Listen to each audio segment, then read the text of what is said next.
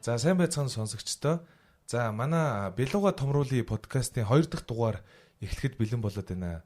За тэгэхээр бид нар подкастнда түрүүчийн 7 хоногт нэр өгсөн байгаа. Тэгэхээр энэ ямар өчтэй гэхээр энэ ширээн дээр энэ Белуг байна. За энэ Белуг томруулын гэсэн зорилготой. Тэгэхээр нөгөө Белуг бол яг зах зээл те. Тэр зах зээлийг хэрхэн томруулах уу? Монгол бараа бүтээгдэхүүн үйлчлэгийг дэлхийд хэрхэн экспортлох уу? Зах зээлээ томруулах зорилгоор ийм бэлэг тэмдэг болгож энэ Белуга авчирсан байгаамаа. За тэгээ өнөөдрийн манай зочноор Inaro брендийн үүсгэн байгуулагч мөн дээрээсэн Монголын экспортын кластрын төрийн бас байгууллагын тэргүүн, за Монголын косметикийн кластрын борд мембер Сарангаа маань хүрэлцээрсэн байна. Сайн уу? Баярлалаа нөгөө логийн ээж гэдэг шиг. Алдарт цолоод амар олон яриалаа. Тийм баярлалаа. За хөтлөгч миний би за зочил технологи компани хамтран үүсгэн байгуулагч Батбэлэг хамтарч хөтлөж байгаа манай зочил технологи компани хамтран үүсгэн байгуулагч Төмөн Наст. За тэгэхээр бит хоёр хэрэгтэй мэдээллүүдийг та бүхэндээ хүргэхээр зорж байгаамаа. Өдрийн мэнд Сарангаа. Өдрийн мэнд. За сүүлийн үед сонин хачин шинэ мэдээлэлүүд юу байна? Одоо би санаа ачин чих юм болоод байна сүүлээ. Тэгээд нөгөө мэдээ кластрын орчимд байгаа мэдээлэл нь арай сони юм болов. Тэгээд энийг илүү сайн бас төлөөлж чадж байгаа юм чинь те.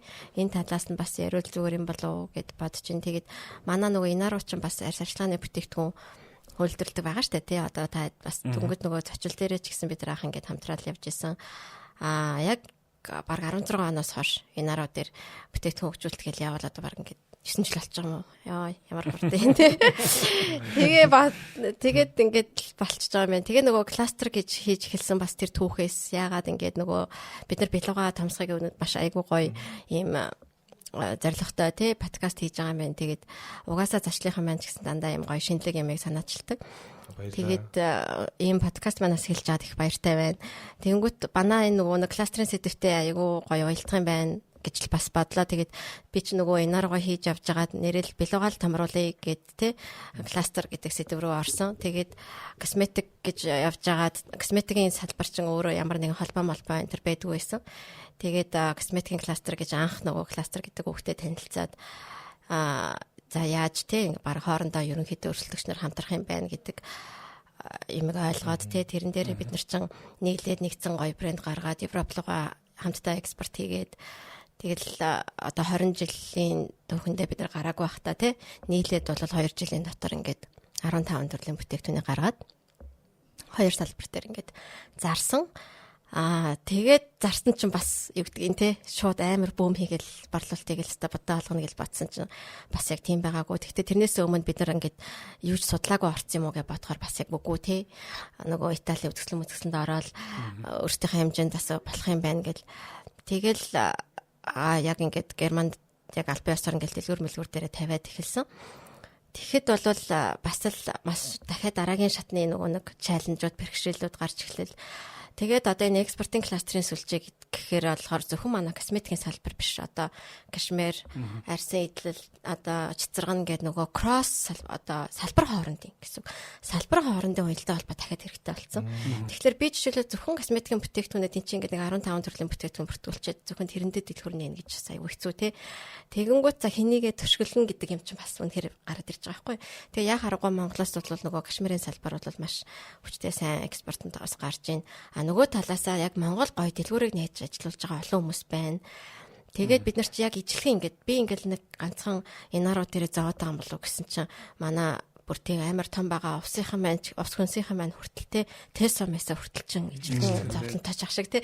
Тэгэхээр би нэг тэгэж зарим туулаад үзсэн тий. Зарим нь бүр ингээд туулаад дараагийн юм дээр очсон. Тэгээд яг ингээд нэг тийм яг экспортын зах зээл төр гингүүт бас яа харахгүй ийм давтсал үүссэн олон ийм асуудлууд бас байгаа юм байна. Тэгээ тэрийг бүгдээрээ хамт ингээд шийдээ нэгдсэн асуудлуудаа хамт шийдээ. Шийдэхдээ яг энэ олон улсад ингээд ажиллаад болоод байгаа энэ олон жил туршигдсан кластер гэдэг энэ хөгжлийн одоо бодлого гэж яриад байгаа байхгүй. Хөгжлийн энэ бодлогоор нь ингээд хамтдаа хөгжиё гэд ингээд суралцаал явж байгаа. Тэгээ одоо ингээд харсан чи яг энэ кластер сүүлийн бараг 5 жил айгуу идэвхтэй ажиллаж тэгээд өөрөө бас яг энэ ингээд сэдв нь улам судлах тусам амар дурлаад тий яг ингэ зөв юм байна. Энэ яг гаргалгаа нь муу юм байна гэж бодоод байгаа. Тэгээд сүүлийн одоо яг энэ өнгөрсөн 1-2 жилийн хооронд юу харагдаж байна вэ гэхээр одоо нэг улсынхаа бодлогын хэмжээндээ бүчлэн хөгжүүл гэл ингээл шинэ хоршоо гэл явж байгаа. Тэгээ нөгөө кластераар хамтрна гэл тэ манай сайд нар хүртэл сүүлийн үед байнга яриад байгаа шүү дээ. Тийм тэгэхээр энэ нөгөө нэг яг кластер гэж өөрөө яг юу хэлээд байгаа юм тэ ямар яг сайн жишгүүд гарсан олон улстай яаж хэрэгждэг яг ямар мэрэгжлийн юм хүмүүс нь өнөөдөр Монголд бэлтгэгдсэн хүний нөөцөнд байгаа мó онлын юу юм практик нь юу юм гэл ингээд олон юмнууд бас яригдах юм байлээ. Тэгвэл зүгээр өнөөдөр илүү нөгөө нэг яг л одоо би нөгөө 9 жилийн өмнө анх инааргаа хийхдээ ямар байсан бэлээ тэр асуудлаас нь илүү эхэлж ярьж эхлүүлээрэ сонирхолтой юм болов гэж бодлоо. Тэгэхээр манай амар ажил хэрэгч эхэлж байгааз шууд ажилдаа ордог. Тэгээ бид нар яг үгүйс нөгөө нэг юм тэгээ өөрөө чи нэрийг хингэдэг вэ хаан төрсөн бэ гэж асуухаасаа илүүтэйгээр хамгийн түрүүнд богино хугацаанд эхлэлээ шууд ажил хэрэгчээр эхлүүлж байгаа маа. За тэгэхээр одоо тэгвэл жоохон тайвнаар явъя тий бас дахиад нөгөө гарал үүсэл анхны нөгөө бизнесийн талаар ярихад нэр Inaro брэндийн тухай яриач байгаа. Inaro гэж яг юу гэсэн үг юм бэ тий? Ямар зорилгоор нэрээ яаж сонгосон? Тэгээд одоо ямар хөө бизнес болцсон байгаа вэ? Inaro ч юм болохоор юу байхгүй юу? Эртний нөгөө нэг ходон монголчууд гэдэг шүү дээ. Манай бас яг нөгөө аав ээж энтертайгаа хамталтай гэр бүлийн бизнес ахгүй юу. Тэгээд бид нар ч бас өөр бизнест би одоо ингээд нөгөө ресторан ажиллаулдаг тийм ингээд импортын бизнес хийдэг энтер байж хагаад. Тэгээд манай яг одоо гэр одоо аав ээж нар ээж минь ялангуяа ийм нөгөө алтан дээд үнний аялал ийм үндэсний үзэл амар сэргээд тэгээд яг одоо тэр насны хувьд ч гэсэн те яг ингээд одоо Монголда хангалттай татвараа төлчлөө одоо импортын бизнесүүд хийчлээ те одоо бид нар ингээд улсаа хөгжүүлэх хэрэгтэй байна гэл. Тэгвэл одоо бодоход нөгөө 26 настай охиндоо амар ачаа өрүүлсэн те нөгөөдг нь юугаач мэдгүй ингээд авчихсан чи миний ах хэвээр брэнд үүсгэн байгуул гэж үгээд тэгээд нөгөө чи амар юм тэр үе чи яг ингээд нэг юм гинэн одоо те хөвгтийн юм юугаар тгий ээжээгэл те ингээд орцсон. Тэгээд Inaro гэдэг утга нь өөрөө юм нар цөм гэсэн утгатай байхгүй юу? Тэгээд нар гэсэн үг ер нь бол тэгээд энэ нар гэдэг чинь нөгөө Inaro болохоор ингээд гэрэлтүүлнэ гэдэг утгатай тийм байна л да. Юмыг ингэж төгөөнд дэлгэрүүлнэ гэд. Тэгээд одоо Монгол гэрчин өөрөө бөөрн хийвэдэг. Тэгээд монголчууд ч эртээр үедээ юм одоо энергийн өндөр түвшинд байсан хүмүүс гэж ярьдаг байхгүй юу? Тэг ингээд нэг гэрт ингээд хүн суухад тэр гэрийг дүүртэл нь одоо энергитэй байдаг. Тэг хүн өөрийгөө одоо нар гэж үздэг тийм нэг хүнийг тэр хүн өөрөө тэр гэрлээ цацруулахын тулд цөмөөсөө дотроосоо тэгэж гэгэрдэг тийм одоо арт түмэн байсан гэж одоо аав ээжийн сургаал тийм тэгэж бас энэ нөгөө Inaro бэлэгшээж нэр өгсөн. Тэгээд яг бас л зорилго нь бол ганцхан одоо яг косметикийн бүтээгдэхүүн хийчих ч юм уу эсвэл би өөрөө нөгөө косметикийн технологичтой ч биш те. Ерөөсөө л энэ нөгөө Монголынхаа гоё нүүдлийн мадлаа аж ахуйгаас те яг Монголын соёл те Монгол хүнийхээ үн цэнийгээ одоо яаж илүү одоо үн цэнтэй болгох вэ? Ингээд буцаагаад тэр үед бол 9 жилийн өмнө өнөөдөр нөгөө дээл өмсөө явангууд шоолдог. Монгол гэж ярангуут ерөнхийдөө нэг юм уу яасан нийтэд ч юм уу гэдэг тийм л байдаг байсан шүү дээ. Одоо нэг гадаадаар яриад ингэнгүүт болохоор гой санагддаг ч юм уу байсан. Одоо болохоор арай өөр болцсон. Одоо болохоор ингээ гой бахархдаг те үндэсний үд дээрээ бахархдаг. Хэл гэдэг чинь хэрэглээ гэдгийг мэддэг болчихсон те. Тэгэхээр одоо ингээ юмнууд аягаа гой өөрчлөгдөж байгаа тех баярлж байгаа. Тэгээд 2016 оноос 16 Тэгэхээр одоо Inaro брэнд ер нь хэдэн төрлийн бүтээгдэхүүнтэй вэ те ажилчдын тоо тэгээд хэдэн салбартай вэ? Хаана бизнес хийж байгаа вэ? Манайх одоо ийм байна. 16 оноос эхлээд 19 он хүртэл амар гоё бум яваад тэгээ 22 төрлийн бүтээгдэхүүнтэй үйлдвэр хийдэг гэсэн 200 м квадрат талбайтай юм үйлдвэрт. Тэгтээ тэр нь туризмын талбайн дээр байдаг гэсэн. Тэгээд яг дотоодын зах зээл дээрээ болон нөө хятад руу бас гарах галыг үзчихсэн үе. Тэгээ тэр үед болохоор хятад руу нэг 200 салбар ийм эми сангаар манай бүтээгдэхүүн гараад тэгсэн чинь тэр нь болохоор хятадууд нь тухайн газартаа бүртгүүлээгүй. Одоо манайхаас гэрээ хийж авсан хятадууд Монголд хүнээр нь авч байгаа байхгүй юу? Би бол цаадахыг энэ одоо нарийн ширээнээр орохгүй. Тэгээ Монголоос бүтээгдэхүүн аваа явсан чинь нөхдүүд яг нөгөө бүртгүүлээгүй бүтээгдэхүүнээ салбаруудад тавьсан. Тэгэнгүүт шууд нөгөө мэржлийн нэлтаас нь зогсоогоол тийм хаагаал тийм юм болсон байлээ. Тэгэхээр бас тэр чинь бас л нэг сургамж гэдэг шиг тий. Тэгэж ажиллаж исэн. Тэгээ 19 он хүртэл амар гоё бум яваад одоо бид нэг 11 ажилтнтайгаар үйл ажиллагаа явуулж исэн. Тэгээд яасан бэ гэхээр ковид болсон. Тийм шүү дээ. Яг тэр ковид асан. Тэгээд ковидоор яг үнийг хэлэхэд миний хувьд бол би ингээ нөгөө ковидыг сайн давсан хүн бол биш. Ковидыг айгүй тийм хямралтай давсан. Тийм жижиг дунд бизнесүүд яг би өөрөө дандаа юм жижиг дунд бизнесүүд хийдэг. Нөгөө үйлчлэгээний бизнес хийдэг. Энэ үйлдвэрлэлийн бизнес хийдэг. Тэгээ манайх чи юм нөгөө косметик бүтээгдэхүүн чинь яг юм массын косметик биш шүү дээ. Organic handmade тий. Нөгөө орж ирсэн жуулчд илүү авч мавдаг байсан. Тэгээд манай дээр бол ингээ борлуулалтууд ингээ таг зогсоод. Тэгээ ялангуяа нөгөө төрөөс төлдөг хүний завлан тий. Тэгэл төрөөсөндөө алуулаад тэгэхэд эхний 1 жил хагас бол гүрийсэн маань 21 оны сүүл хүртэлх ерөнхийдөө төрөөсөө төлөв явж исэн боловч сүүл рүүгээ тэр чинь ингээд одоо хизээ ковид дуусах нь тодорхойгүй болол тий. Тэгээд бүр хасах руугаа ороод юу нөгөө сайхан хоримтлал юм чинь байхгүй болол тий. Тэг хідэн бид нар тэгээ хамгийн гол нь үйлдвэр хэрэглэхийн зовлон нь юу вэ гэхээр 16 онд чинь ингээд тэр хүмүүсээ авчираад тэгээд сургаад тий англи мангли одоо бас яг органик скинкерийн сургал мургалтанд сууж муугаа тэгээд тэр нь бүтээгдэхүүн хөгжүүлэлт явагдаж байгаа шүү дээ. Тэгээд хиймч гэдэг хүн чинь яг гоо сайхны технологич бас биш байхгүй юу. Тэгэхээр тэр хиймч хүнээ авчираад гоо сайхны технологич болгоо сургаад ингээ явж итэл тэр хүний алдмааргүй шүү дээ. Тэгээ сургасан үнэ тий. Тэгэл алдахгүй байна гэл нөгөөнийхэн бас ингээл цалингийн яг нөгөө чи амьдрын тий цалингийн төвгөн гэд яг үнэхлээд ковидээр айгу тийм буруу менежмент хийцэн бэлээ тэр одоо эргээд санахна. Тэр үедээ л мэдсэн болол гэдэг шиг тий. Тэгээд айгу хямраад тэгээд ерөнхийдөө бол 22 онд бид нар бүр үйлдвэрээ хаагаад юу яасан нөгөө нэг зөвхөн экспортын бүтээгдэхүүнээ хөгжүүлээгээ. Тэгээ тэр үед 22 онд харин хийсэн хамгийн том амжилт нь юу вэ гэхээр нөгөө Европ руу экспортоо хийх бүртгэлийн ажлаа дээрээс болсон. Тэр чинь гадагшаага чиглэсэн учраас тэгээд Европын албаны улсад аль биесээр бүтээгдэхүүнээ бүртгүүлээд тэгээ одоо яг манайх бол яг нэг юм хоёр төрлийн бүтээгдэхүүн дээр нэг нь адууны туссан бүтээгдэхүүн, ханы сүлэн бүтээгдэхүүн гэдэг одоо яг нөгөө явж исэн үндсэн ингээд 3 төрлийн бүтээгдэхүүн байгаа. Тэр 3 төрлийн бүтээгдэхүүнээ л хийгээд бусдыг нь бол огт үйлдвэрлэхгүй зогсоочсон. Тэгээд нөгөө кластер гэдэг шиг манайх үйлдвэрээ одоо дахиж хөрөнгө оруулж те шинэ үйлдвэр барихгүйгээр байгаа үйлдвэрүүдтэйгээ хөгжүүлсэн тийм бүтээгдэхүүнтэй хамтрий гэдэг юм юмтай. Нөгөө манай нөгөө нэг сонсогчдод илүү нөгөө нэг сонирхолтой байх зүйл нь юу вэ гэхээр яаж Европын холбоонд бүтээгдэхүүнээ бүртгүүлсэн бэ? Тэ? Ялангуяа косметикийн бүтээгдэхүүн шүү дээ. Бас дээрэс нь яагаад Европ байсан бэ тий? Одоо хятад руу бол гарч үзээд нөгөө шархтцсан шүү дээ тий. Тэгэхээр одоо ингээд уг нараас нь бодвол ингээд Солонгос байна, Казахстаны улсууд байна тий. Европ гэлтгүй наан зөндөө улсууд байгаад идэг тий. Айгу өндөр стандарттай газар чинь яаж яваад яагаад Европ бэ тий? Яг үнэ хэлэхэд нөгөө юу? За тэгэл Европ амар хол байсан л та. Тэгээд одоо манай зарим косметикийн компаниуд ч гэсэн зааснаад Европ байлгаас бүтэхгүй гэж хэлтгэж байна. Тэгээд миний зүгээр бодсон харсан юм юу вэ гэхэлэр нэгдүгээр тухайн үед бол нөгөө Атрам гэдэг төсөл хэрэгжижсэн. Тэгээд тэр Трам төслөөс нөгөө кластер гэж дуудсан байхгүй юу? Тэднийхээс зохион байгуулад ийм одоо кластер гэж юм байт юм а. Та ингэ нийлээд хамтраад бие биенийг дэмжиж ажиллана тэргээд дуудаж исэн. Тэгээ тэр үед бол ингээд дуудаад очингууд нь одоо Европын албаноос тэ ингээд судалгаа хийхэд Монголд бас ийм боломжит хөгжих боломжтой ийм секторууд байна. Тэгээ энэ дээр нь бид нар дэмжнэ. Тэгээ Европын албанд бүртгүүлэх тэр одоо зардал дээр нь бас дэмжлэгд үзүүлнэ гэсэн байхгүй юу? Тэгээ бид нар тэр дэмжлэгийг авч бүртгүүлсэн. Тэгээд бас яг нөгөө Карл Круг гэдэг нөгөө герман эксперт байсан. Тэгээ тэр эксперт маань бас яг зааж өгч ирсэн.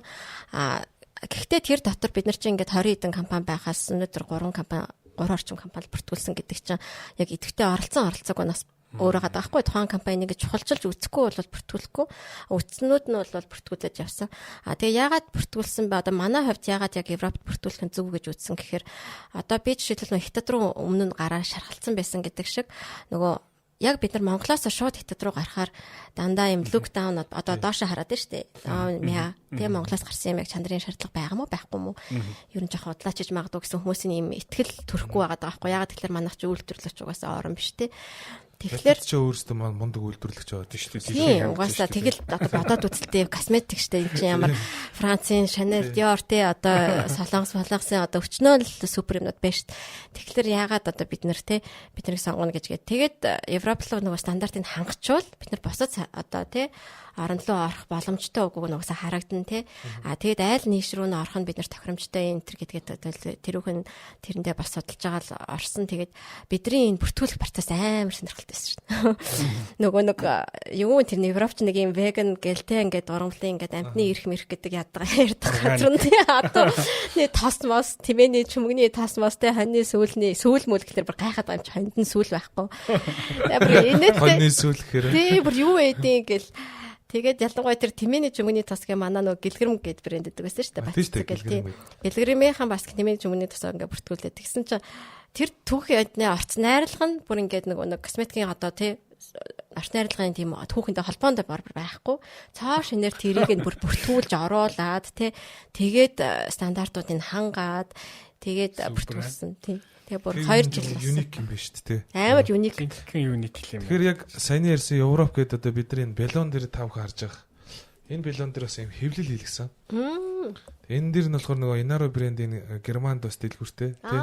Салбартаа тэгээд Европын зах зээл гарч байгаа. Тэгэхээр бидний гол зорилго нь эхнийх нь бол подкаст бол Америк нэгдсэн улсын зах зээлд экспортлж байгаа оюун бэлэгчийг ирсэн. Одоо энэ удаа бол яг Европын зах зээл дээр тэр тусмаа Германы улсад худалдааны бизнес хийгээ явж байгаа шүү тий. Тэгэхээр яг энэ дэр Герман улсад тий Европын олон орн бас байгаа. За тэгвэл Герман улсад энэ бүтээгдэхүүн экспортлоод явхад хэр юм бэ? Германыхын ер нь Герман хүний тий зан төлөв ямар байх вэ? Манай Монголд ямар бүтээгдэхүүнэрийг Германд гарч чадах вэ гэж тийм бодол байгаа юу тий.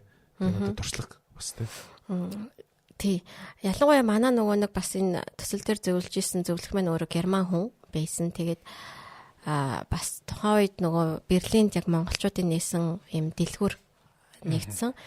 Тэгээд бид нарт одоо юу гэдгийг шууд ингээ нөгөө бүтээх дэлгүүрүүд сүлжээ дэлгүүрт нийлүүлэх гээд үтсэн чинь одоо органик сертификатаа заавал авсан байх хэрэгтэй.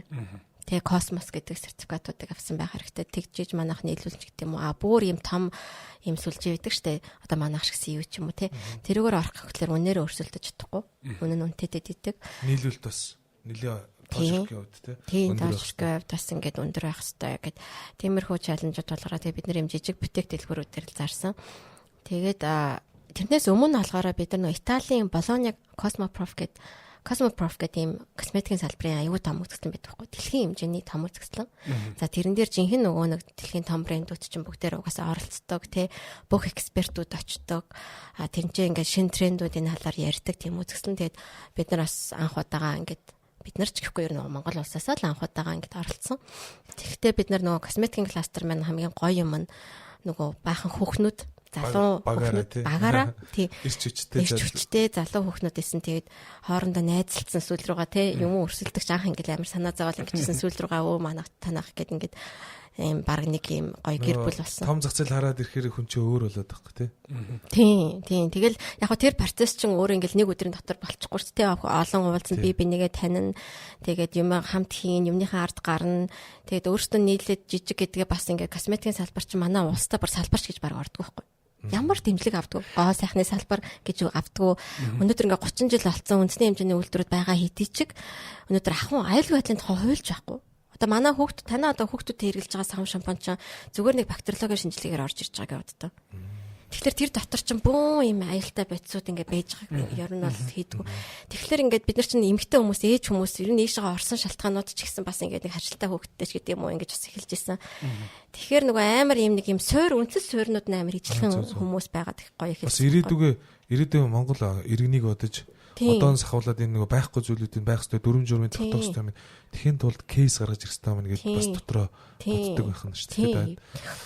Тэгэл яг түрүүний бас нөгөө нэг манай аав ээж тий Inaro гэсэн гэдгээс гадна нөгөө би өөр яг ямар байсан гэхэлэр тэгэхэд яг дөнгөж хоёр хүүхэд маань хоёр хүүхэд одоо жирэмсэн тий ингээд 16-нд яг ингээ хоёр ойрхон төрж мөрцсөн тэгээд ингээд нөгөө жижигэн одоо нэлэх хүүхэдтэй тэгээд им өөрөө би чи импсериастай арсны асуудалтай байдаг гэсэн тэгэл нэрөө ингээд яага болохгүй гэж тий судлаад үзье эхлээд үзье гэл ингээд эхэлж ирсэн. Тэгэхээр бас тийм юм байгаа шүү. Шал дайли явчлаа sorry. Тий. За тэгээд Германы дэлгүүр яасан бэ? Тэгээ Германы юу ярьж ирсэн. Тэгээд 2 дэлгүүр оглоо. Германд 2 дэлгүүр байгаа. Гэхдээ тэрнээс өмнө би нэг ерөнхий нэг Европа ярих, Германы ярихын тулд Европа ярих нэг зөв гэж боддог. Тэгээ бид нар тэр Италийн үзэсгэлэнд оролцоход ямар байсан гэхэлэр нөгөө ийм амар урмлын одоо юутай төрөлтөө те ингээд адууны тос мас ингээд баг ууралж муурлаа л одоо та нар адуугаа алчиж байгаа мó гэл те ягаад ингээд адуугаа алж байгаа юм болж байгаа ингээл тэгэж хүлээж тос гарахын тулд адуугаа алаад байгаа мó гэл те тос гарахын тулд адуугаа алж байгаа мó гэл тэнгуү чи бид нар тэнцээ зүгээр шүү дээ бүр өөхт хөөхээ ингээл баг ингээл тайлбарлал ингөцүүлэр ямар хөөрхөн юм болоод ингээд явдаг.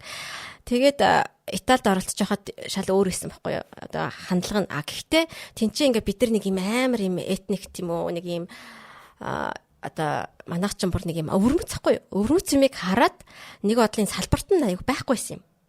Тэгээд бид нар хин сонирхгүй байхдаа бид нар амар айдтай очисон. Тэгэл бид нар хүн сонирх юм бол үгүй юм болов гэсэн чинь эсрэгээрээ бүр ингээд 3 компани дээр хамтарч ажиллах юм дистрибьюторын гэрээ хийгдэх юм гэрээний ажил эхлэгдээд тэгээ бүр юм олон улсын сэтгүүлч манаа дээр ирж манайхыг ингээд сурвалжлаад тий дараа нь юм нөгөө юун дээр сэтгэл мэтгүүл дээрээ бас гарсан тавьсан.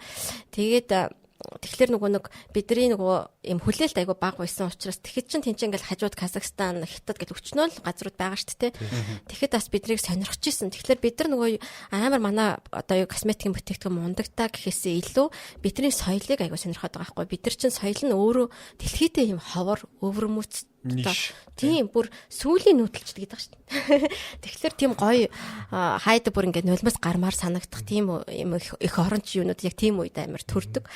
Тэгээд тэнцээ бол зүгээр бид нар нэг амар тийм өрмөц цагаагаа нэгдүгürt мэдэрсэн. Хоёрдугаарт ингээд тухайн нөгөө хэрэглэгч Итали метал те хавьд бол арай Франц энэ төр чинь бол нөгөө хэрэглэх тэр зан төлөвүүд нь арай өөр. Одоо махцах илүү бага иддэг ч гэдэг юм уу.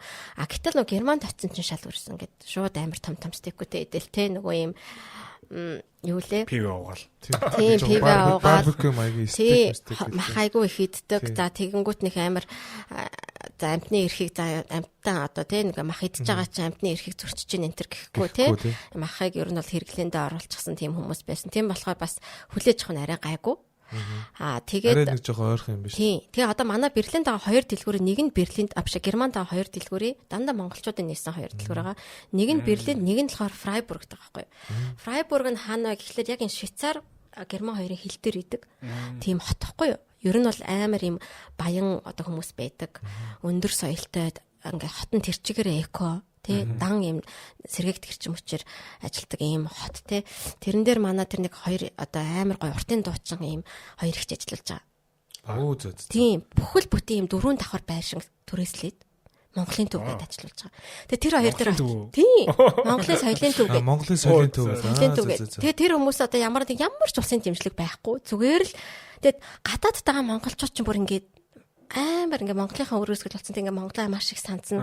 Тийм гоё их оронч үзлийг тэнцээ байхтай хүн ингээл мэдэрч байгаа байхгүй. Тэгэл очиод ингэсэн за мэдээ сууж гэж аал надад зүгээр уртын дугаад олж үзүүлээл те. Тэгэл энэ ингээл те ингээд одоо бараг 1000 жил болж байгаа юм сүм байгаа. Ийшээ ингээл харж байгаад ингээ монголчууд маань энэ үед ингэж ийсэн ингээл бараг түүхэн яриад уртын дугаад дуулаад Чингис хааны зургийг тавьчихсан. Тэгээ нөгөө Монгол бүтээгдэхүүнээ гоё заарыг гээд нэг тийм сайхан сэтгэл бол маш их одоо амтагсаж байгаа маш их байгаа. Тэгээд тэр дэлгүүрийн зүгээр онцлог нь юу байсан мэхлээр Швейцарт бас очоод манайх тэр үед сая өнгөрсөн жил гэсэн үг. Тэгээд Швейцарт очоод бас л нөгөө борлуулалтаа дэмжигэл ингээл явж байгаа. Тэгээд Швейцарт очсон чинь тархуны тос маш ихээр хэрэгэлдэг. Тэгээд тархуны тосон бүтээгдэхүүн бол айгүй байдаг. Тийм.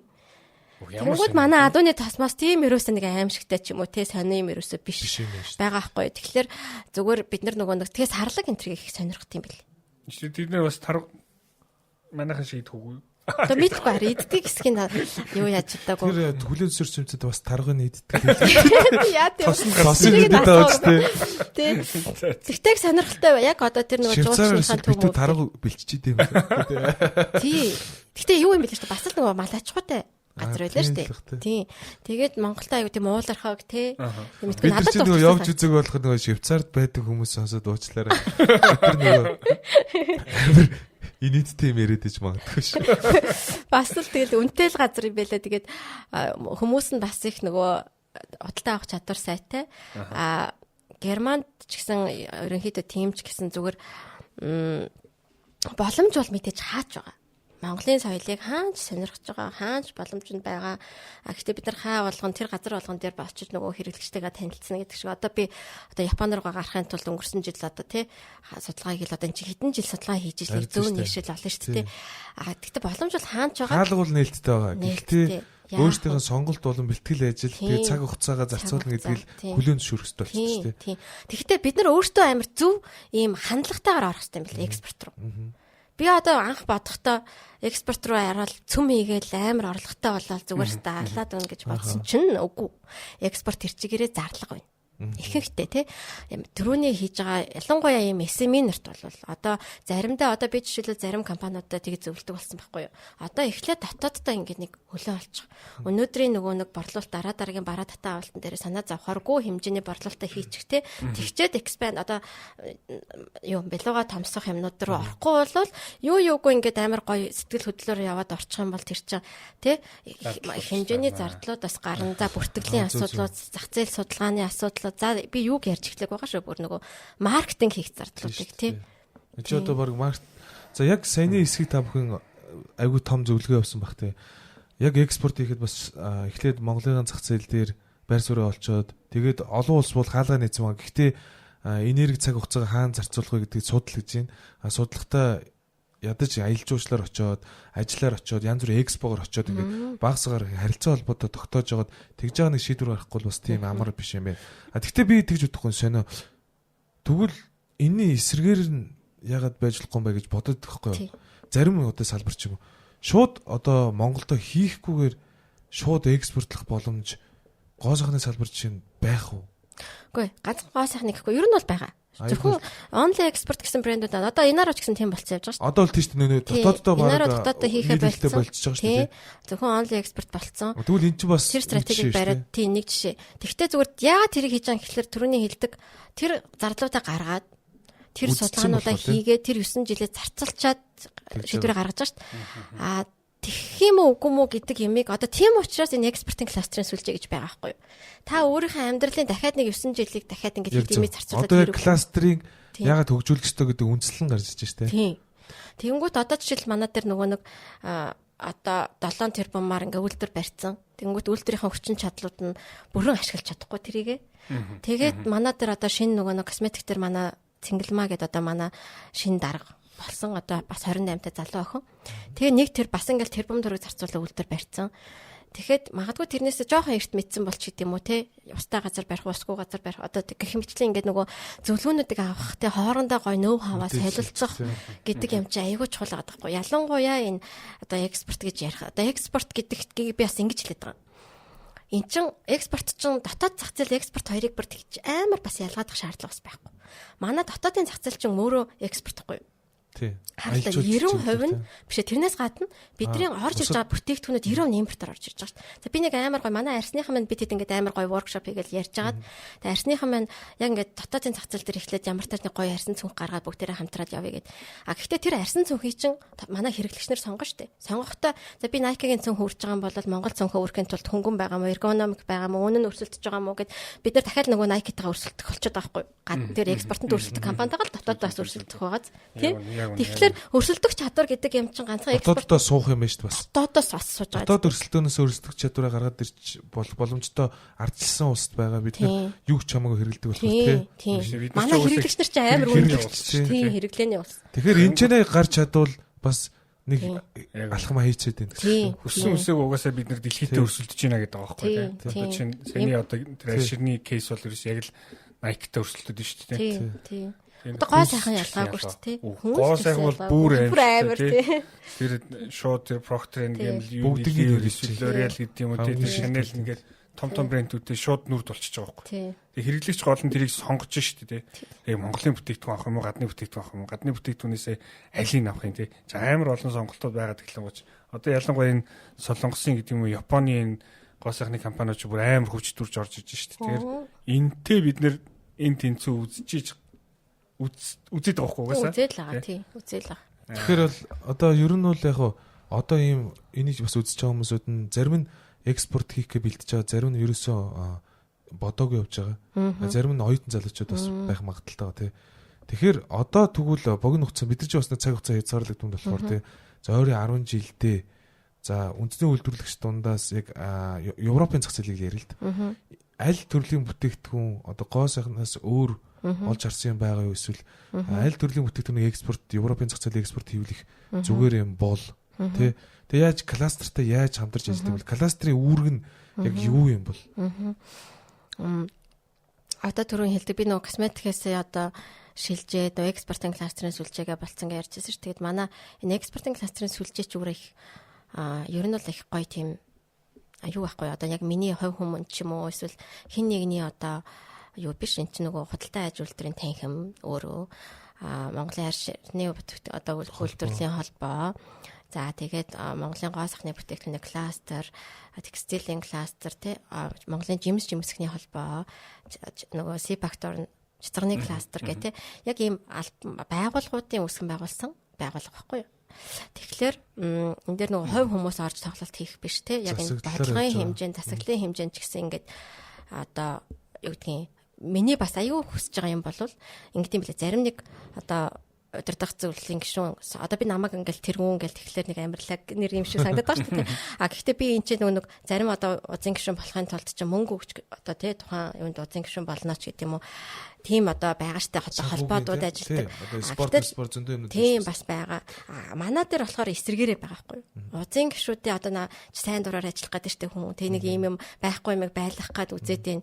Гэхдээ чин тэр хүмүүс ч одоо өөрийнх нь цагаа зарцуулж ийн хамаг энийг босгохын төлөө явж ийн тий. Тэгэхээр нөгөө узын гишүүд маань бол ингээд нэгдүгээрт бид нар одоо тий ёс зүйн тий одоо цагийн ингээд ийм юм шаардлагуудыг бас тавиад ингээд айгүй юм зөв тэнцвэртэй зүйлийг би болгох гэж айгүй хичээж байгаа. Тэгээд саяны бас асуултанд бол нөгөө текстил гэдэг шиг нөгөө ноос ноолрын холбоотой бид нар бас ингээд ярилцаад ингээд ямар хамтын одоо ажиллагаа байж болох уу гэдэг ингээд ярилцал суралцаал явж байгаа. Тэгээд би ч гэсэн бас яг энэ нөгөө нэг салбар болгонд өөрөө үйлдвэр хийцэн хүн биш учраас одоо ч гэсэн ингээд суралцаал явж байна. Тэгтээ яг нөгөө ноос ноолрын холбоон дээр ажиллаж байгаа одоо Алтай агч гээд албаныхан тэр юу гүйцэтгэх захирлангаа байж байгаа. Тэгээд яг мэдээж яг тоо баримтаараа харах юм бол ноолор л байгаа шүү дээ Монголоос. Аюу сайн экспортод боломжтой биш. Аль хэдийн гарч байгаа. Өнөөдөр том брэндүүдтэй тэ Louis Vuitton хүртэл одоо захиалгаар бүтээгдэхүүн үйлдвэрлэж байгаа компаниуд байна. Өнөөдөр Хамбогд Кашмир гэхэд чинь зөвхөн экспортын дээр 84 тэрбум гээл тэ Бодос гэл маш олон угаасаа түүчилээд явж байгаа. Ийм ноолорын салбарын одоо маш олон компаниуд байна. Тэгээд яг энэ ноолор гэдэг юм маань өөрөө биднэрт өрсөлдөөний хувьд зах зээл талаас харах юм бол биднэрт илүү шанстай байгаа байхгүй тий. Косметик гэхэд чинь бид нар химийн үйлдвэрчгүй болсон шүү дээ. Тэгвэл бид нар тий бусад юунуудаас ямар даваа талаад арьсан дээр гэхээр илүү хэцүү болчихдог байхгүй. Арьс яагаад хэцүү байна уу гэхээр Итали, Испани тий бид нар чинь нөгөө арьс одоо Африк, Этиопийн орнууд ч гэсэн арьсны том кластеруудтай. Тэгэхээр мэдээж ноолорн дээр илүү даваа тал байгаа учраас улсын бодлогоч тийшээ явж гин, илүү амжилт нь ч тэнтэй гарч гин, их мөнгө нь ч тэнтэй эргэлдэж гин. Гэхдээ өнөөдөр би жишээлбэл яг нэг экспортын кластерын сүлжээ гэдэг энэ байгууллагын одоо тэргүүн гэдэг үүднээсээ тий ямар одоо юг одоо зарчмыг баримталж байгаа вэ гэхээр өнөөдөр манай улс инновац шингээх ёстой. Инновац шингэсэн бүтээгдэхүүн одоо хамгийн гол цоор юу малаачхан бүтээгдэхүүнийхээ гой ашиглан яриад байгаа шүү дээ. Тэгэх юм бол өнөөдөр тэр хаягдаад байгаа тосоо дахин боловсруулж байгаа гэдэг чинь косметикийн салбар чинь тий инновац шингээд байгаа байхгүй өнөөдөр артсыг гангайг өнөөдөр ийм гой цацдаг бүтээгдэхүүн болгоод зах зээлд нэвтрүүлсэн манай косметикийн салбар чинь айгүй гой тийм дур булаам инновацлог тийм секси салбар байхгүй тийм амар гойго бүтээгдэхүүн гараад ирсэн тийм гой тэгэхээр ийм нөгөө залуу хүн ялангуяа оюутнууд сонсож байгаа гэсэн шүү дээ тэгэхээр оюутнууд маань залуу хүмүүс маань би ч гэсэн өөрөө залуу хүндээ орж байгаа шүү дээ тэгэхээр тогтсон юм биш бас нэг хүчээс сороод инновацлог юм хийж хүчээс хорчих хэрэгтэй байхгүй яагаад тэгэхээр яг тогтсон юмар одоо хүний л сонголт гэхдээ зүгээр бид нар бол нөгөө бүх кластер хөгжсөн өөрөө улсууд нь инновацийг хөгжүүлдэг. Өнөөдөр бас яг эртэд нэг ийм дебет яваад байсан шүү дээ мэтгэлцэн. За юу лээ бид нар угаасаа том мега компаниудаа дэмжиж явдаг тий. Өнөөдөр энэ Tesla-г хар юу Samsung-ыг хар энэ төр яриадсэн шүү дээ. Гэтэл тэд нар одоо тэрийг нэг уул уурхайн төсөлтөд харьцуулж бас ярьж ирсэн л та. Би тэрийг бол мэддэг хүн бол биш. Гэхдээ зөвхөн хувь хүний үзэл бодлоо хэлж байгаа шүү тий. Зүгээр миний хувь хүний үзэл бодлоор харахад бол нөгөө инновац шингэсэн бүтээгдэхүүнийг дэмжинэ гэдэг нэг өөр тий. Тэгэхээр тэрэн дотор ч маш их ийм нөгөө шинжлэх ухаан яваад штэ. Сайенс яваад байна. Тэрэн дотор дахиад өөр салбарын олон мэргэжлүүд давхар хөгжөөд байна. Улс нь өөрөө мэдлэгтэй болж үлдээд байгаа байхгүй юу? Зөвхөн ингээд уул уурхаа дээр бид нэр суурилж байгаад өнөөдөр яагаад ингээд малчгаа ярьдаг болоод эхэлсэн гэдэг чинь болохоо байж эхлээл те. Дэлхийд дээр өрсөлдөх юм хэцүү болж эхлээл одоо өнөөдөр нүүрсийг орлох ол юм гарч ирээч гэдэг юм уу? Энийг илүү ингээд бас бодлогын хэмжээнд яриад эхэлсэн болов уу гэж бас хараад байгаа. Тэгэхээр нөгөө нэг олон гоё бүтээгдэхүүнүүд байж болж байна. Тэгээд тэрэн дотор өшөөний гоё нэг шинэ бүтээгдэхүүн та хэдэд хэлэхэд бол юу вэ? Амтны бүтээгдэхүүний кластер гэж байгаа. Амтны гаралтай бүтээгдэхүүн. Амтны үгүй. Амтанд зориулсан pet кластер. Амтны хэрэгцээг хангах. Тийм ямар хүний боддгоо бодлоо тий. Амар гоё гаргацсан байгаа. Noli гэдэг брэнд байгаа. Тэгээд анч нөгөө нэг бусад дэлхийн улсуудын тэжүүр амтны тоо ч маш их болохоор тий. Хүүхдээсээ илүү болчиход байгаа шүү дээ одоо ч. Тийм. Наад чи бас айгүй гоё байгаадтэй тий. Яг нөгөө зах зээл шүү. Түрүү жил нөгөө нэг Солонгост явж исэн чинь нэг юм тэрэг төрч явж байгаа байхгүй. Тэгэн ч хүүхдийн батаг харсан чинь нохоо байж идэв. Тэгээд хамгийн гол нь яг тэр нохоо ч кашмир өмсөж байна. Амар их байгаад байгаа байхгүй. Тэгээ нөгөө нэг өгшин хүмүүс чинь тэгэл эмээнэрч юус яг тэгэл бодож исэн. За энэ юу н бас амар том зах зээл юм байна да. Яг л байна л та. За одоо манай Бэлгова томруулын подкаст байна. Үндсэн зорилго нь гэвэл үндэсний үйлдвэрлэлийг дэмжих. За мөн шинээр бас үйлдвэрлэл хэрэгжиж байгаа залуучууд мэдлэг боловсрол олох. За мөн экспорт хийж байгаа хүмүүсүүдийн хооронд нь бас танилцуулах, хооронд нь одоо community-г бий болгох зорилгоор энэхүү подкастыг хийж байгаа. За тэгэхээр энэхүү подкаст маань манай Inaro брендийн үүсгэн байгуулагч Сарангой маань оролцож байгаа үлээ. За тэгэхээр Сарангойгоос та бүхэн Европын зах зээлд хэрхэн бүтээгдэхүүнээ борлуулсан мөн кластерын Монголын гоо сайхан болон экспортын кластерын одоо үйл ажиллагаатай бас бүрэн танилцж чадна гэдэгт итгэлтэй байна. За тэгэхээр жоохон юу вэ? Нөгөө хувийн амьдралын талаар бас нэг асууя гэж бододсон. За ер нь одоо энэ олон одоо бас нөгөө ажлыг яаж амжилж явж байна? Ар гэрийн хувьд одоо бас тэ яаж зохицуулж байна? Хаста нөгөө ялангуяа эмэгтэй хүнээс ийм асуулт асуунгууд амар нөгөө супер мама ментер гэлдэг штэ. Тэгээд би бол юу гэж хэлэх вэ гэхээр амар сайн дэмжлэг хадмууд маань, манай аав ээж маань, нөхөр маань тий эргэн тойронд ийм дэмжлэгийн систем сайн байгаа учраас л амжилж байгаа. Тэгэхгүй бол бас кластер болоо гэр бүлийн кластер. Тий. Тэгжээж л амжилж байгаа. Тэгэхээс яг үнийг хэлэхэд нөгөө би ч бас 3 хүүхэдтэй штэ. Тий. Тэгэл хүүхдүүдээ ялангуяа бас нөгөө амар ийм хүүхдийн боловсролд айхтар анхаардаг төрлийн хүн болохоор хамгийн амар нэгтэл одоо энэ хүмүүсийн л төлөө хүүхдийн төлөө хийж байгаа учраас тэрийг ерөөсөө алдагдуулахгүй байхын төлөө байдаг. Тэгээд амар сайн нөгөө би ингээд юм харахаар яг тэгж бодод байхгүй. Гаднаас нь харахаар өө идэх хэвчээ ингэж амжуулал тэгэл яг үнэндээ арталт нь тийм олон зарим нэг 8 мэнэ гэдээ бас туслах хүмүүс энэ төр байж байгаа ш. Тэгэхээр айгуу сайн гэр бүлийн дэмжлэг байдаг. Зөв. Тэгэхгүй л энэ ч бас тийм амар ажил биш шүү дээ. Өдөр шөнөгүй ажилтдаг ажил. За одоо бүгдээрээ сая кластер гэл айгүй их ярьчлаа. Яг одоо тэгвэл яг бүр кластраач бас ойлгохгүй байгаа анх сонсож байгаа хүмүүс бас байгаа шүү дээ тий. За тэр хүмүүст яг ойлгомжтойгоор энэ яг юу гэлээд байгаа яагаад сүүлийн үед тэгвэл ингэж ажиллах зөв гэж яриад байгаа. Одоо яг манайхан кластерчлан гэхэлэр зүр нэг үгээр бол хамтрна гэж ойлгоод байгаа шүү. Одоогоор гэхдээ сая одоо бид нэр өнгөрсөн жил бол яг олон улсын аль бие усны кластер коучүүдийг бэлтгээд 14 хүн бэлтгэгдээд ингээд гараад ирсэн байгаа. За би өөрөө бас яг ингээд бэлтгэгдсэн. Тэгээд ерөнхий энэ дээр нь бол нөгөө нэг кластерчлан гэдэг маань өөрөө бас хөгжлийн бодлого гэж түрүү хэлсэнтэй тэрэн шиг салбар хоорондын уялдаа холбоонууд хэлж байгаа. Уялдаа холбоог хэлж байгаа. Мөн нэтворкийг хэлж байгаа тий сүлжээ гэдэг шиг. Тэгэхээр юу юм бэлээ? Манад яг ийм давхцал маш их байдаг. Салбарууд одоо би нэг юм хийгээд идэг, чи тэнд нэг юм бас нэчлэх юм зориод хийгээд идэг тий. Тэгсэн ирнэ манай улсаараа ингээд нэг амар хүний нөөцийн дутагдaltaй гэж сая ярьж исэн тий. Тэгээ тэр хоёр хүн ингээд за би тэгвэл энүүгээрээ яг ингээд мэрэгжлийн болчих гээд яг нэг чиглэлээрээ мэрэгчдгүү бүгд ерөнхий юм хийдэг. Нийтээрээ тий. Тэгээ энийг ч хийдэг, тэрийг ч хийдэг, энийг ч хийдэг гэд нэг юм универсал болчиход байдаг. Кластерчлах үедээ болвол тэрийг яг одоо сэдвэрээ тий. Яг тэрийг наривчилдаг, тэрэн дээрээ мэрэгшдэг.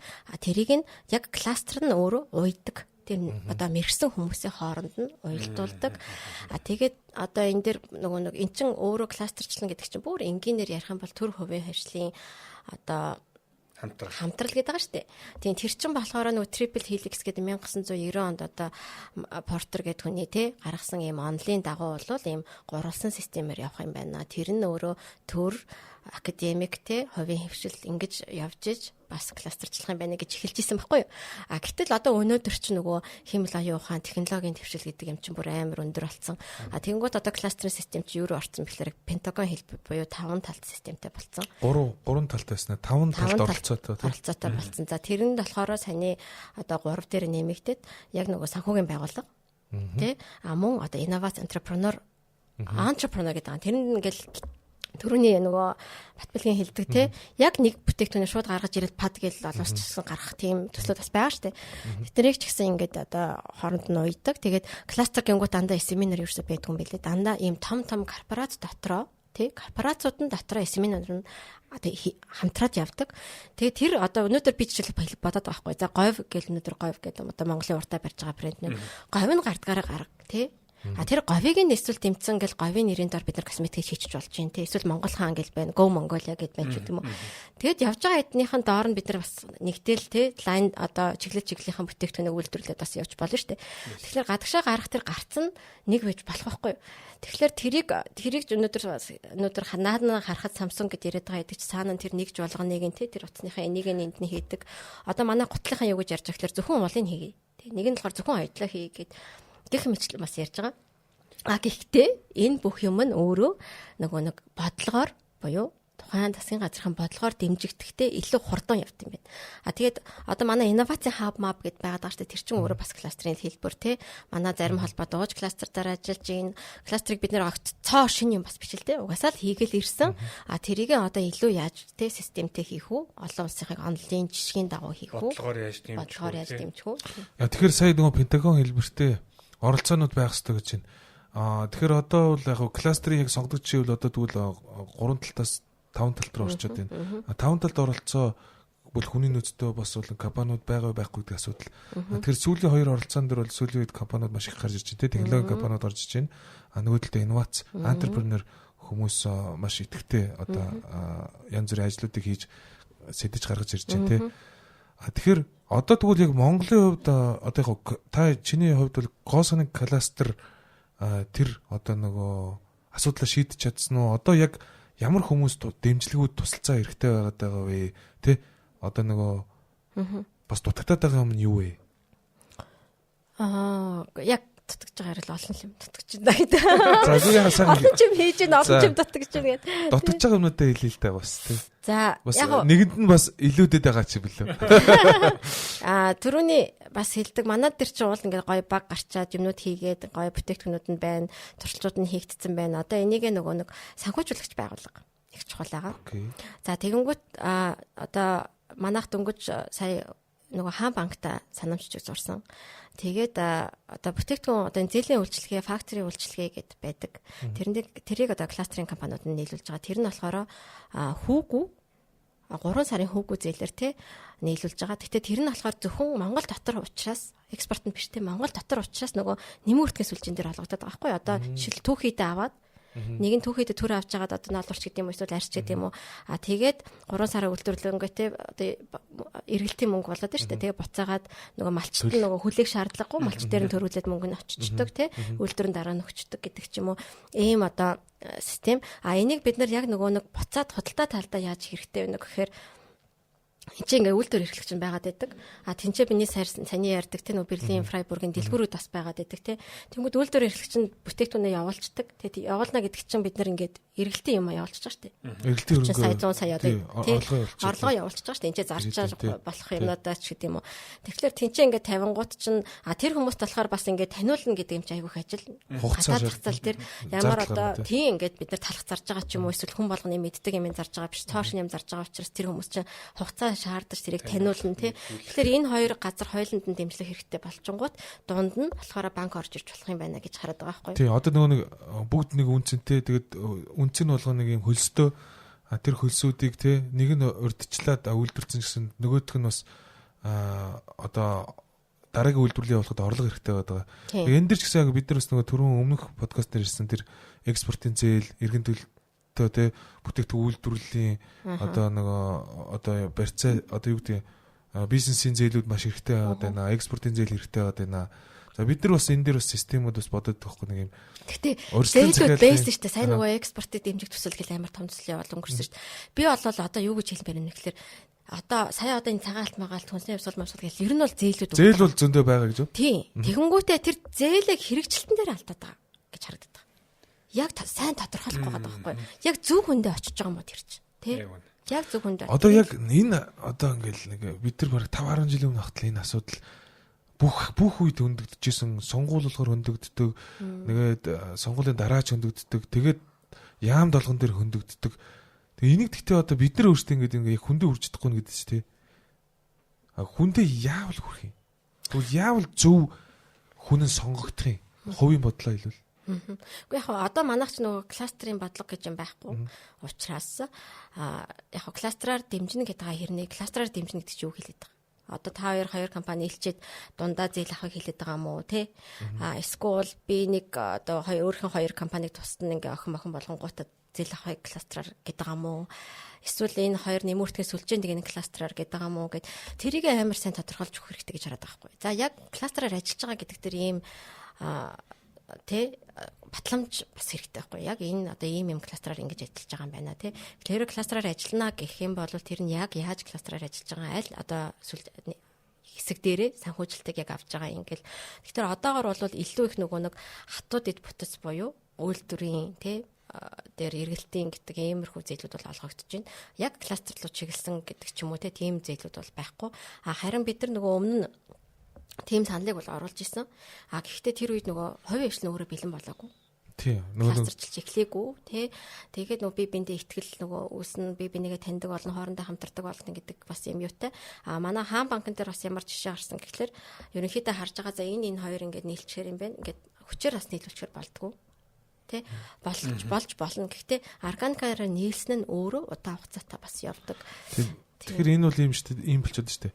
Бид нар хэн нэг ингэж сонгон шалгуулах тухай ярих нь бол буруу.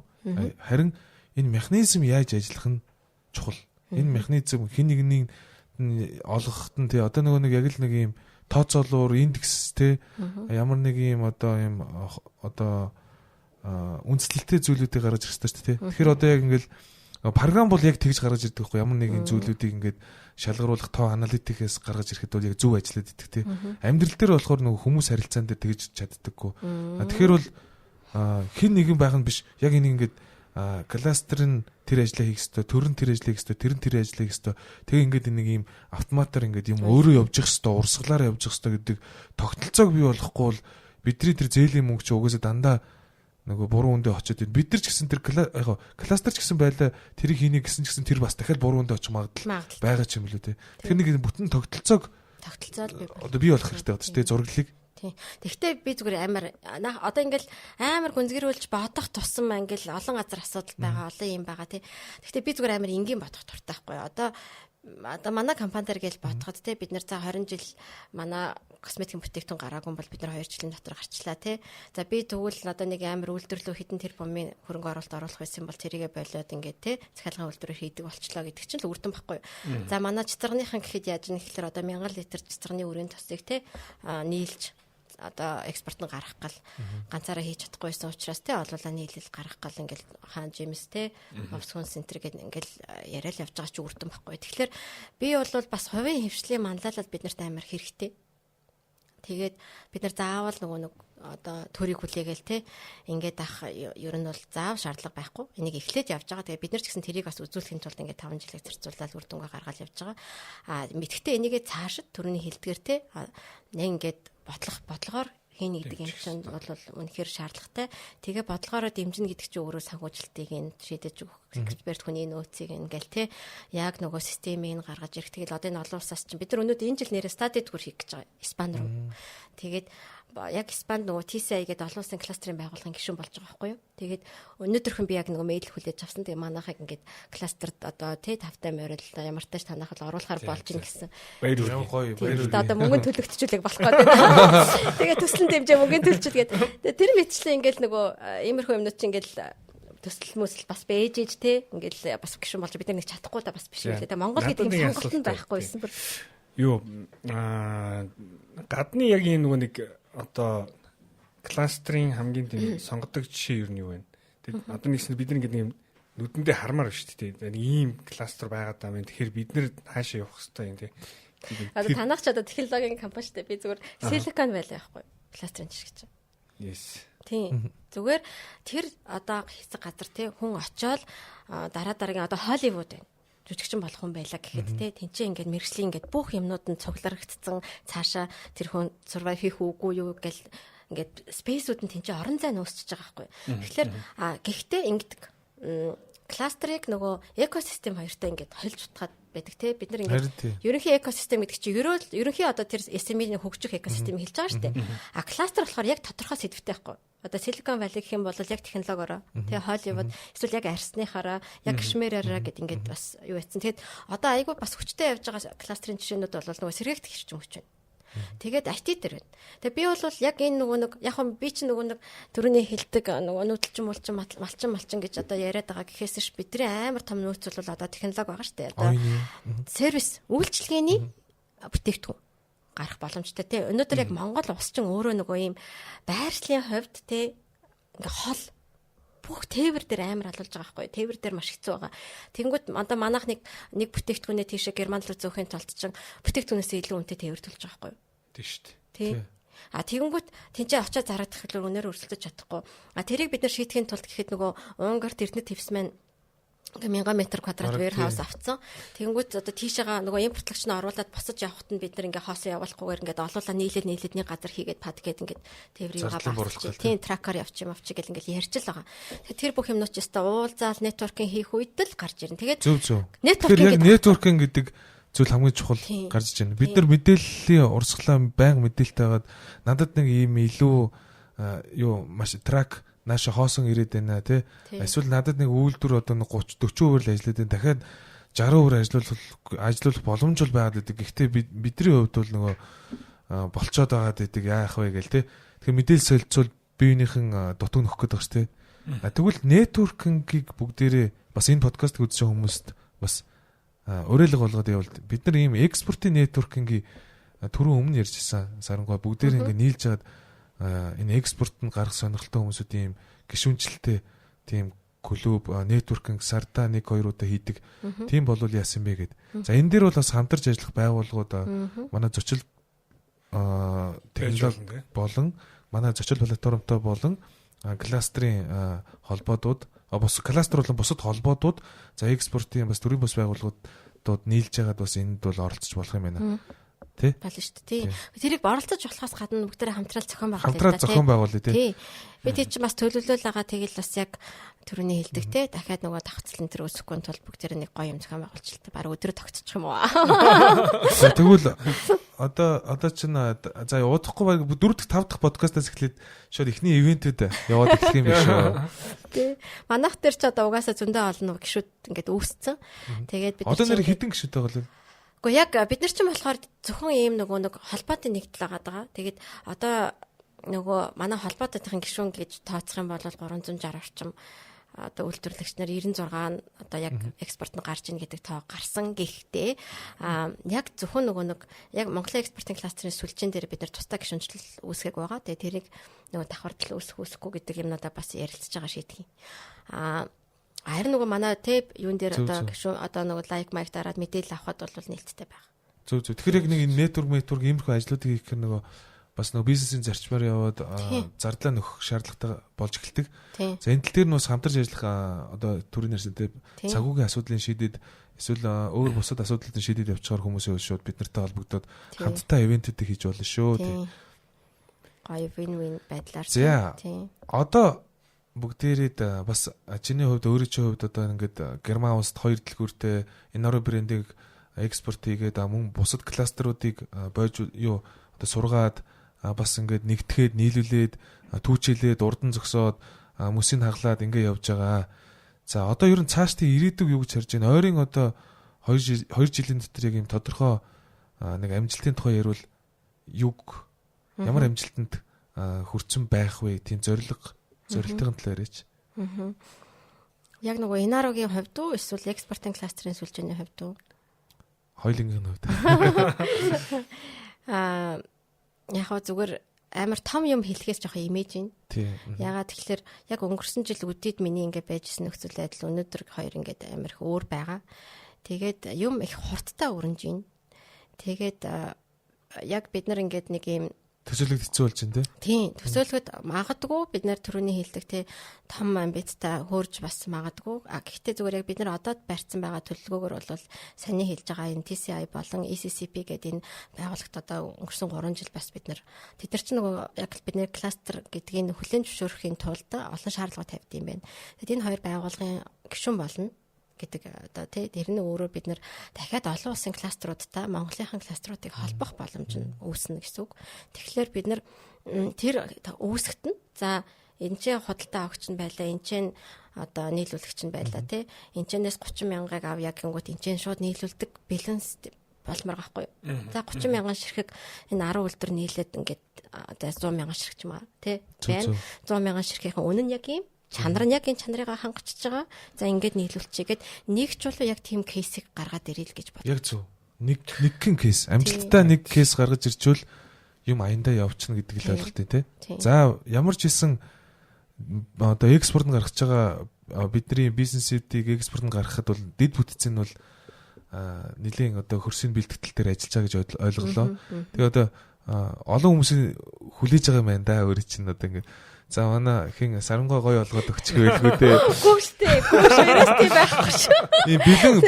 Ийм бэлэн юм дээр орж ирэх гээл хүлээгээд идэв юм шиг. Тиймэрсэ. Та нар орж ирээд хамт хийгээрэй л гэж өөрөө. За тэгвэл ямар хүмүүс дутагдаад вэ? Тэгээ бол нөгөө Inara бүр байхгүй болцсон те. Юу Inara бүр мэдхгүй өдр болцсон сууж байгаа. За тэгвэл сарангууд их тусламж бас хэрэгтэй байгаа байх шүү. Баг хэрэгтэй байгаа. Тэгээд өнөөдөр бас яг нөгөө төмөтэйгаа те Батүлэгтэйгаа ч гэсэн бас яг ирж байгаа нь ингээд гоё харилцан бие бинийгээ дэмжиж те залуу хүмүүс нөгөө хамтрах амар чухал байна. Тэгээд бид нарт баг үнэхээр хэрэгтэй байна. Түрүүний л ярьдаг хүний нөөцийн давхцал гэдэг шиг чаддаг юмнуудаа гоё чаддаг салбартаа хийгээд те нэг амьдрал бүгдээрээ нэг өөр газар юм хийчихвэл те. Өөр газар овслал ижлэхэн зоригтой байгаа хүмүүсүүд уг нь бол ингээд нэг газар овслоо оюун санаа зорилгоо нэгтгээд тэгээ нэг гоё одоо юм экспортын хийх сонирхолтой хүмүүсүүд ч гэсэн нэг газар овслоо тий технологийн компани тэр түрүүний тэр Пентагон гэдэг дүрс шиг тэр 5 оролцооны компаниуд бүгдээр нэг газар би бол тэг инженеэр очих тий бид нар ч гэсэн экосистем дээр бас янз бүрийн юмнууд ярихдаа